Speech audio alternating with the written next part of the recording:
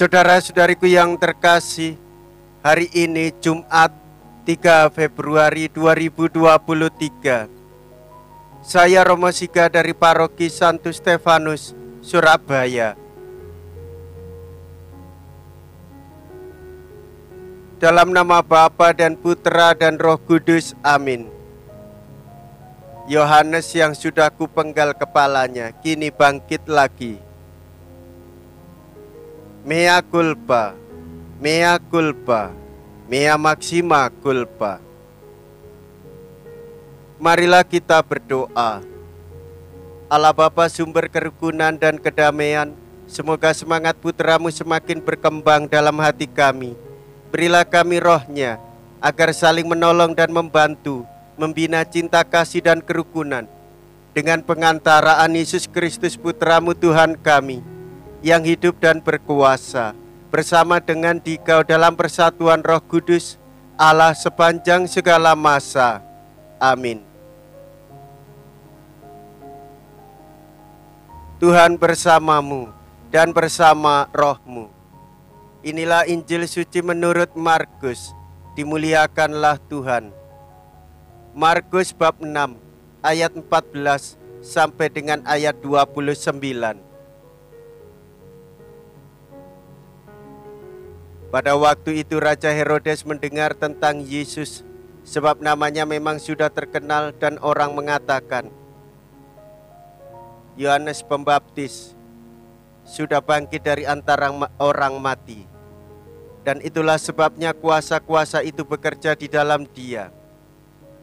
Yang lain mengatakan, dia itu Elia. Yang lain lagi mengatakan, dia itu seorang nabi, sama seperti nabi-nabi yang dahulu.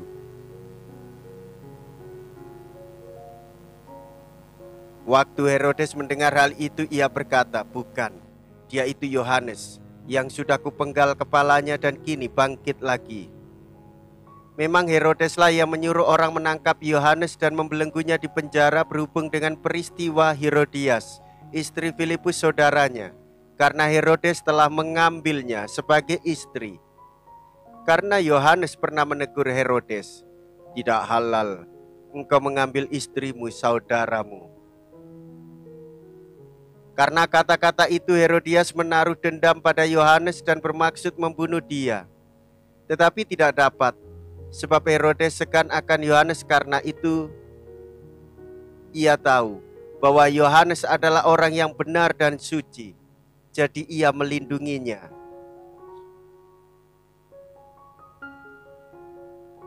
Tetapi setiap kali mendengar Yohanes, hati Herodes selalu terombang-ambing. Namun ia merasa senang juga mendengarkan dia. Akhirnya tiba juga kesempatan yang baik bagi Herodias ketika Herodes pada hari ulang tahunnya mengadakan perjamuan untuk para pembesar, para perwira, dan orang-orang terkemuka di Galilea. Pada waktu itu putri Herodias tampil lalu menari, dan ia menyukakan hati Herodes serta tamu-tamunya. Maka raja berkata kepada gadis itu, mintalah daripadaku apa saja yang kau ingini, maka akan kuberikan kepadamu. Lalu Herodes bersumpah kepadanya, apa saja yang kau minta akan kuberikan kepadamu, sekalipun itu setengah dari kerajaanku. Anak itu pergi dan menanyakan ibunya, apa yang harus kuminta? Jawab ibunya, kepala Yohanes Pembaptis. Maka cepat-cepat ia pergi kepada raja dan meminta, aku mau supaya sekarang juga engkau berikan kepadaku kepala Yohanes Pembaptis dalam sebuah talam. Maka sangat sedihlah hati raja. Tetapi karena sumpahnya dan karena segan terhadap tamu-tamunya, ia tidak mau menolaknya. Raja segera menyuruh seorang pengawal dengan perintah supaya mengambil kepala Yohanes. Orang itu pergi dan memenggal kepala Yohanes di penjara. Ia membawa kepala itu dalam sebuah talam dan memberikannya kepada gadis itu, dan gadis itu memberikannya pula kepada ibunya. Ketika murid-murid Yohanes mendengar hal itu, mereka datang dan mengambil mayatnya, lalu membaringkannya dalam kubur. Demikianlah sabda Tuhan. Terpujilah Kristus.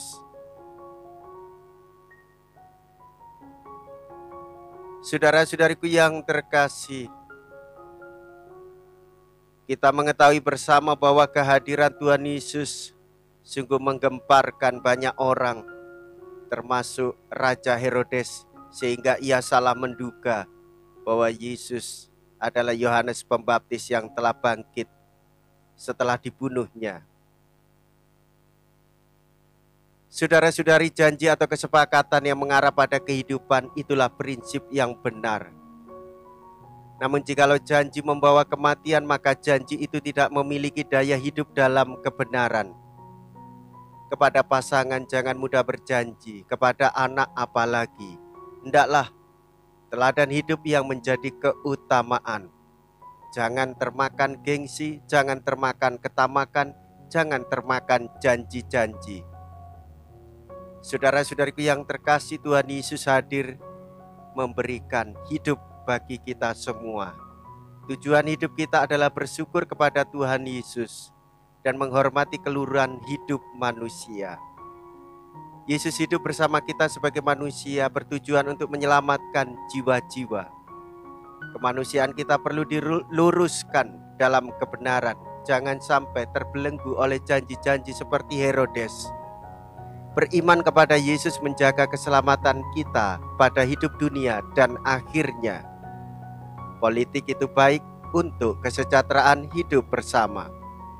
Pendidikan itu bermanfaat untuk menjernihkan pikiran dan memurnikan hati nurani. Bermasyarakat itulah panggilan hidup kita untuk membawa terang kasih Kristus bagi semua orang. Saudara-saudariku yang terkasih, janganlah kamu menjadi hamba uang, tetapi cukupilah dirimu dengan apa yang ada padamu. Kita dapat mengharapkan dan mengandalkan Tuhan, sebab Ia pernah bersabda takkan meninggalkan kita. Saudara-saudari, pemimpin yang sejati, yang diberikannya dijadikan teladan. Pemimpin jahat seperti Herodes takkan menolong kita. Mereka hanya memikirkan dirinya sendiri, merasa terancam oleh saingannya dan berupaya menyingkirkannya. Saudara-saudari, Tuhan Yesus selalu menyertai kita di dalam hidup, keluarga, maupun pergaulan kita di tengah masyarakat. Marilah kita berdoa. Allah Bapa Raja Maha Mulia, dimanapun ada orang mencari kebenaran dan cinta kasih, di situ pula Engkau berada. Kami mohon, teguhkanlah iman kami, agar dunia mengalami kedamaian dan kerukunan tumbuh di tengah-tengah kami, serta terwujudlah kerajaan-Mu dengan pengantaraan Kristus Tuhan kami. Amin. Tuhan beserta kita, sekarang dan selama-lamanya. Semoga Allah yang Maha Kuasa memberkati saudara sekalian, Bapa dan Putra dan Roh Kudus. Amin. Saudara-saudariku yang terkasih, pergilah. Ibadat sabda sudah selesai. Syukur kepada Allah.